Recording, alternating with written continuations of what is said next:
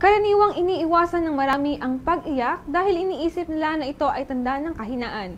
Pero alam niyo ba na ang pagluha ay may benepisyong hatid sa ating katawan at isipan? Sa kabila ng negatibong tingin ng ilan sa pag-iyak, ipinapakita ng mga pag-aaral na ito ay may positibong epekto sa ating kalusugan, pisikal man o emosyonal. Ayon sa Harvard Health Publishing, ang pag-iyak ay natural na paraan ng katawan upang maibsan o mailabas ang sobrang emosyon at stress hormones. Sa bawat patak ng luha, lumalabas din ang cortisol, isang uri ng stress hormone na nakakatulong para tayo ay kumalma. Ayon sa ilang expert, ang pag-iyak ay hindi kahinaan. Isa itong healthy emotional release. Kapag pinipigilan natin ang emosyon, maaari itong magdulot ng anxiety o high blood pressure. Mula naman sa Psychology Today, sinasabi na ang pag-iyak ay nakakatulong din sa emotional bonding.